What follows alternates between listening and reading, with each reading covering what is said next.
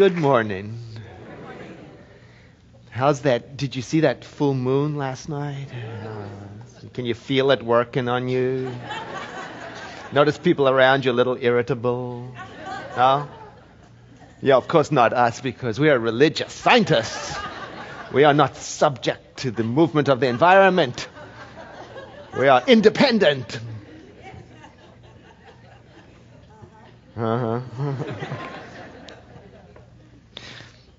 Our topic this morning is bliss and sacrifice. It comes from one of the chapter titles from this beautiful book, The Power of Myth, which is really a conversation between two friends, Bill Moyers and Joseph Campbell. It's a transcription of the conversation. So it reads just like a conversation goes, in that it just bounces here and there, barely ever staying on the topic. Because isn't that how it is when you're talking about such interesting and beautiful things as sacrifice and bliss and the power of mythology and how images evoke responses and cause us to shift and change and re-link to our roots. It's wonderful stuff. So I noticed reading it, it's kind of affecting me because I see my message is kind of like that. It's all over the place today. But it occurred to me maybe that's always how my message is. Anyway, in this particular chapter, they're talking about sacred space and how having such a space in your life, in our lives, is absolutely necessary for anybody in today's increasingly complex world. And in his own words, he says, and he's very emphatic about this, you must have a room or a certain hour or so a day when you don't know what was in the newspaper that morning. You feel that? When you don't know who your friends are and you don't know what you owe anybody and you don't know what anybody owes you. This is a place where you can simply experience and bring forth what you are and what you might be. This is the beauty of that, a place where you don't know, but what is in you has a space to come forth. And you can feel that.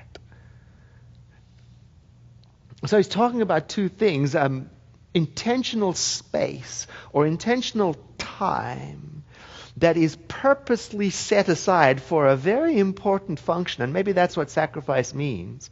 And it doesn't have to be a spiritual activity. It can be a secular activity. And he calls it the place of your creative incubation. Oh, it's so beautiful. It's the place or the time that you have where you go to be refueled. I heard in our announcements the mention of the trip to Thailand and Cambodia that is coming up, and it caused me to remember on one of our past trips, one of the travelers was talking about how she has such a place at home, like an altar space that reminds her of what is in her, relinks her to her spiritual center, and she misses it terribly when she's out on the road traveling with us. Even though we're in community and we're meditating together, she misses that place, and so she devised the plan to recreate it in the hotel room. So she had like a mobile altar, and she would set it up in her room, and then every day she would place something on it to remind her of her inner self. You know, it doesn't have to mean anything to anyone. It could be a leaf or a flower or something you purchased at one of the markets, and she would bring that in a very mindful way. And she found that her traveling experience shifted. So we made a practice then in our journeys to suggest that to travelers, and with terrific effect, as people found that moment of regular, conscious, intentional reconnecting, a little bit goes a long way. It reminded me of the time I spent in India in 2007 at the ashram there. At the time, the guru recommended something similar to a person who was struggling with feeling disconnected to his source, and said, I want you every day to take to a special place in your home something, like in the form of a gift, like in the form of a sacrifice, something that you were going to give up, so to speak, and place on there, whether that was a photograph or a leaf again, or a twig or a stone or a flower. It doesn't have to mean anything to anybody. It's the idea that you ritualize it. You make it something formal that you do, so it becomes very personal in its meaning to you. And it doesn't have to be a place or that kind of activity. Sometimes people find their refueling. Well, I know some people tell me it's when they're out cycling. For other people, it's when they're in their garden.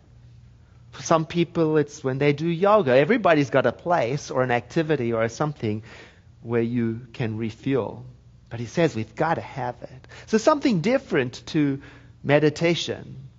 This is a place of allowing that which is already in you to be incubated, to come forward. And he says if you do have such a place, at first you may find that nothing happens there. But if you have a sacred place and use it, something will happen. And what he's talking to here is the addiction to immediate results in our culture, right? If I plant a seed today and I don't have a zucchini tomorrow, then it's all wrong. It was a false teacher. No, actually, many disciplines show very little sign of movement at first. You got to stay with it. You've got to give it time to incubate. I mean, if you go to the gym even, or if you're learning a new language, or if you're studying music, or you're practicing yoga, it takes a little while for it to deepen and allow something to emerge that's in it. So he's talking in the book about how our life currently, this is applicable today, is becoming increasingly more complicated, more complex. And what a way with words he has. He says that the claims of the moment are so great upon us. The demands of life upon the ordinary person is immense. You feel the weight of just that sentence. The claims of the moment upon us are so great. It's as if, he says, we're always doing something that is required of you. Oh.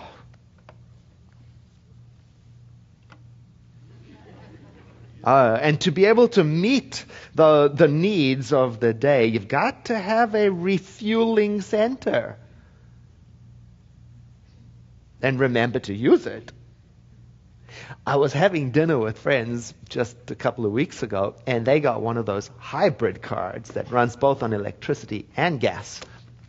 And I said to them, how's this working out for you? They said, it's fantastic if you remember to plug it in at night. Because if you don't, you have to go back to the ordinary sources. Then you have to run it on gas. And I thought, isn't that an idea? If you don't plug in, you have to go back to using the ordinary fuel of the masses.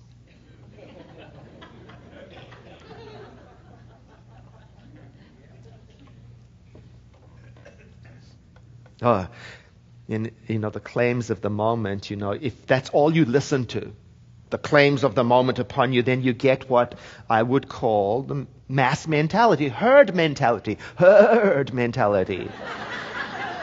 Herd mentality means you just go. You're not even sure why, but you know what the direction is because everybody else is going. And then it comes to pass that the individual in the middle, at the center, doesn't know why a change occurs, just knows that it happened. You see, it could be a real threat on the periphery, or it could be a made-up threat on the periphery, or it could be some other motivation that happens on the periphery, but as far as you're concerned on the center, it's just a rumor.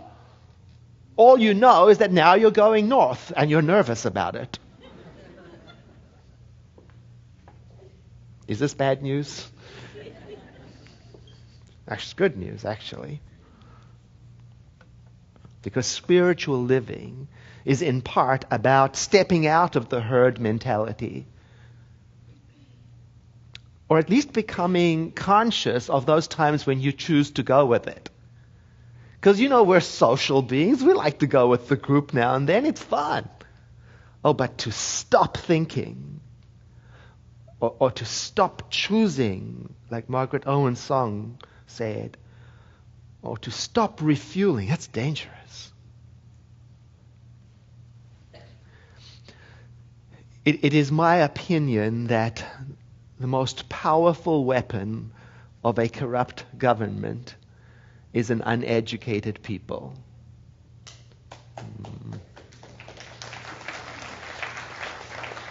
Because it's very difficult, it's increasingly difficult to control somebody who has read the classics or has learnt about art and thinks through metaphors and can understand the movement of large ideas and has learned to question and think rationally. It's very difficult. And if the government won't educate you and your children, you must educate yourself. You must develop a burning and longing interest in thinking for yourself. And you can study anything that is interesting to you, because whatever you study that develops in you the passionate interest in questioning everything will do.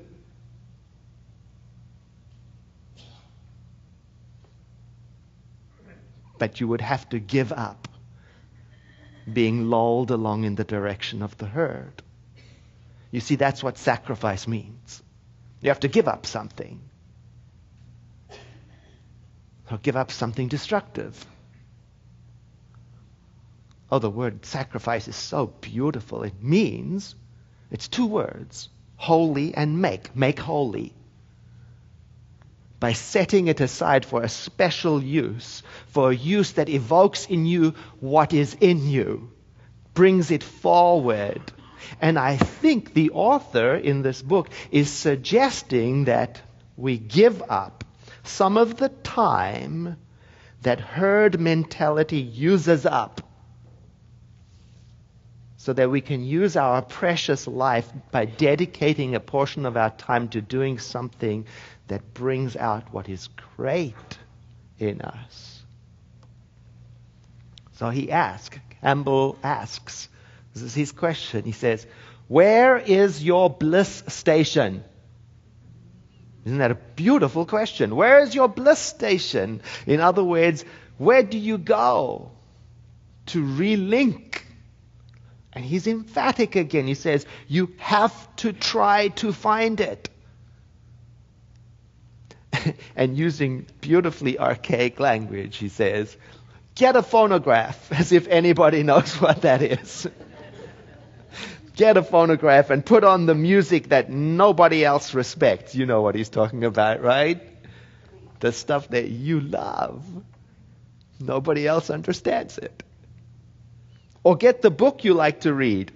In your sacred place, you get the thou feeling of a life that those people had for the whole world in which they live. Now, those people that he's talking about, he's referring to earlier times when people had more access to nature and to time, and they took the time to create structures and rituals and patterns and systems of education that gave them that sense of awe for this condition called being, that relinked them always back to something larger than their immediate selves, so that they could bring forth what was in them.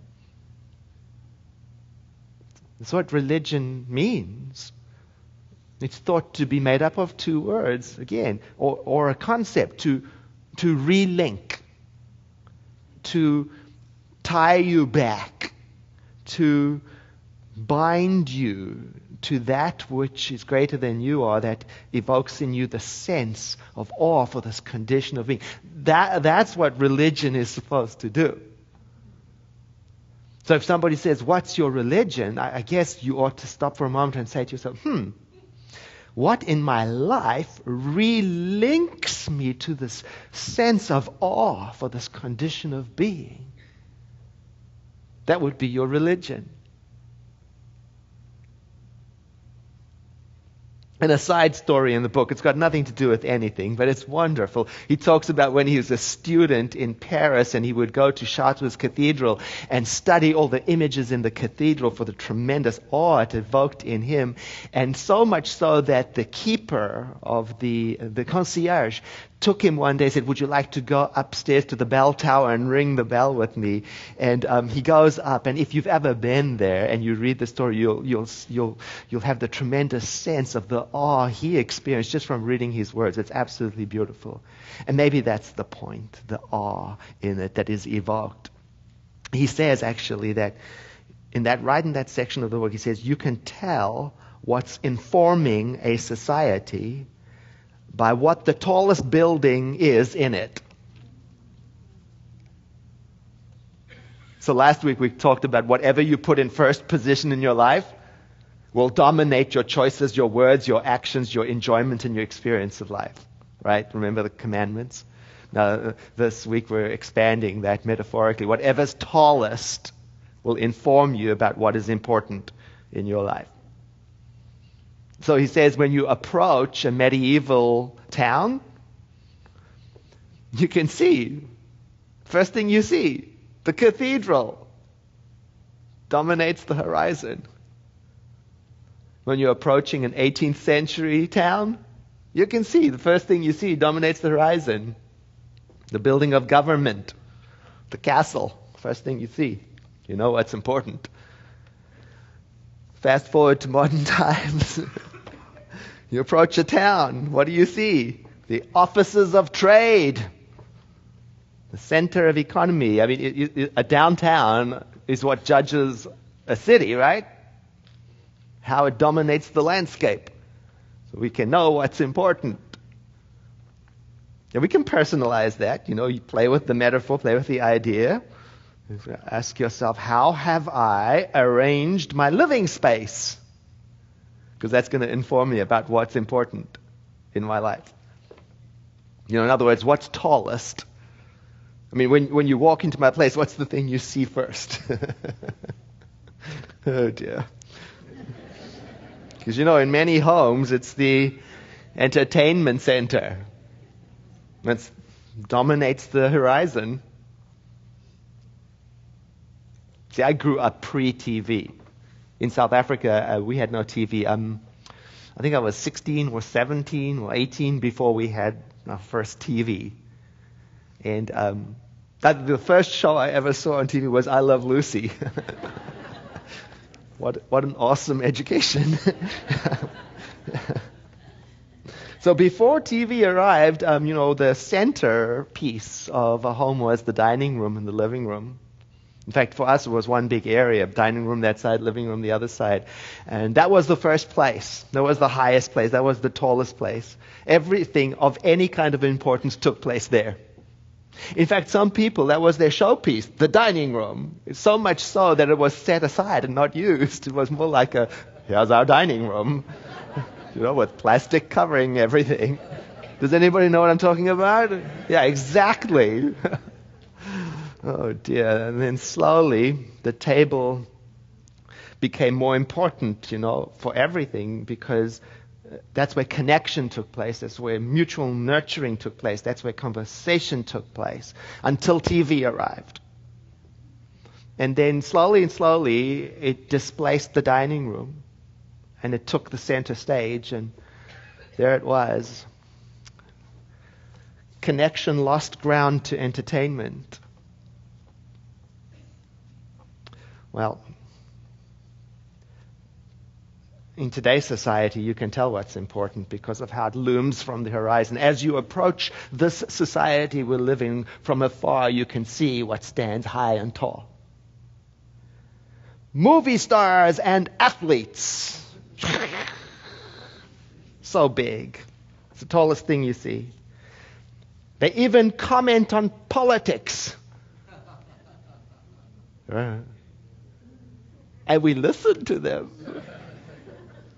They're the most important thing. So this great comic strip, there's this guy, he's playing basketball, and he's all dejected because there's driving down the street is a stretch limousine, and in it is a teacher, and he says, there goes another one of those overpaid teachers with their mega million salaries while I'm struggling as an athlete.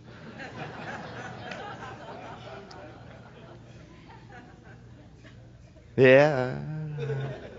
We can tell what's most important. And so he talks in the book about the cathedral, how it's built in the form of a cross, and the altar is right at the middle of the cross. It's a symbolic structure. He says, but today churches are built in a different shape. They're built in the shape of a theater. Because today visibility is important, because it's influenced by a culture that values entertainment. Just saying. But in the cathedral, there's no such interest in visibility. It doesn't matter what you can see. Most of what goes on anyway is such a mystery, and it's out of sight anyway. It's the symbol that's important, because it's a symbol of the reconnection through the mystery to what is in you. Because if you've been going there, you're not there for the show, because you've been going since you're 6 years old anyway.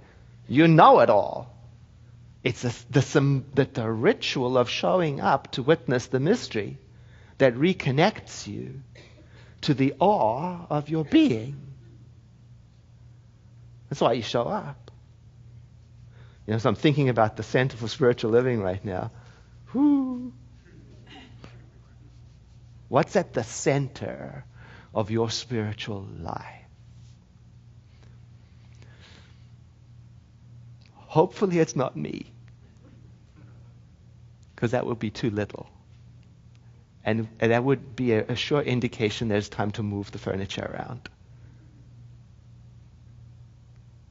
No, see, the center is a symbol, or it can be for us. It is a symbol of the coming together of a diverse group of people who are interested in the mystery of waking up to reality, to bring forth what is in them. Think of it as your Bliss station. It's a place of refueling. But it doesn't have to happen in this room, right? Because the center isn't a building or a service.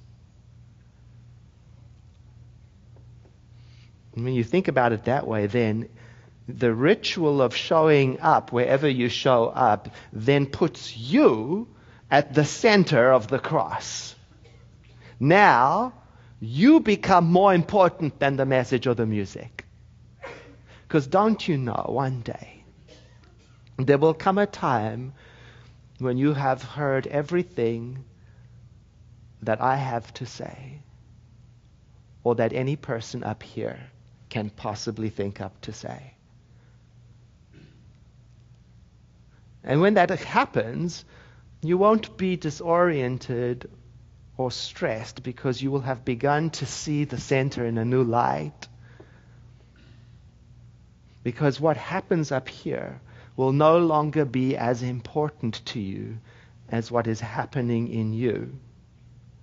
You will start to know that what you bring to the table is the fuel that might well provide the platform, the container for other travelers who one day might stumble in here, come this way, and not find this place to be empty.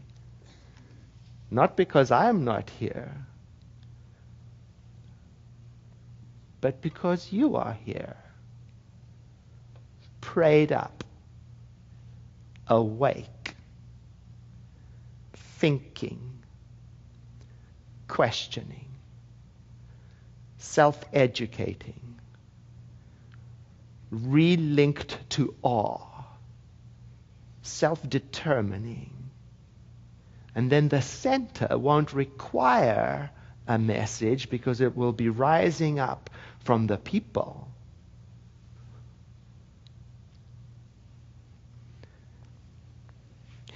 You see, I think what he is calling us to consider is what might be sacrificed here. Well, could be this idea. Move me, entertain me, inspire me. Give it up. And then when you do, what remains in its place is, I am here, wherever I am, simply to experience and bring forth what I am and what I might be to forget for a moment what was on the news. Just for a moment. To forget it. To forget what I am. To forget what the demands upon me are. To forget what I owe. What I'm obliged to. What I must do. So that what is in me can come forth. You know, in a cathedral, during the Mass, the priest rings a bell at the apex of the Mass, at the most important time of the Mass, to announce the mystery. Not so much that people don't know what's happening, it's to bring the awareness, the attention to this moment of extreme mystery that people come to witness and be present for time and time again. And it got me to thinking about, when shall we ring the bell at the Center for Spiritual Living? What is the apex of our service? And you know what it is to me? It's the time after the message when you and I pray together. It's that affirmative prayer time, because that's our time. That's when we're all participating. And in a way, it's as if everything else is the lead up, the build up to it, like the ambiance to create the opening for us to participate. Because then it's not so much me speaking the word like I know better than you. It's we're in it together. So it may be the case that I am speaking words, but it could be that every word I speak you're translating in your own mind. You're trying it on in your own consciousness, maybe even coming up with something better for you. So that as the prayer is taking place, we are each one of us allowing to rise up from us the vision of a complete, beautiful whole. We're allowing to come forth what is in us, not being led to it.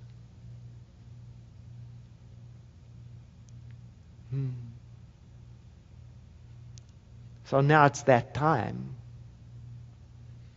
So sacrifice any idea of being entertained or inspired or led. And I invite you now to bring your own consciousness to the fore. So even though I may be speaking the words, not for one single moment do you forget what is in you and what you are. I invite you to let your eyes close if you want to.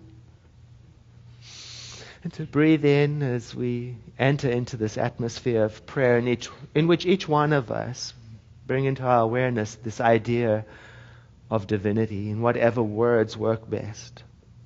We might even borrow words from a teacher like our founder who said, "It is one indestructible self-existent cause." And in my prayer, I just dwell on those words and explain them to myself, and maybe you do the same thing. Indestructible to me means there is no opposing power, that it is permanent, whatever it is.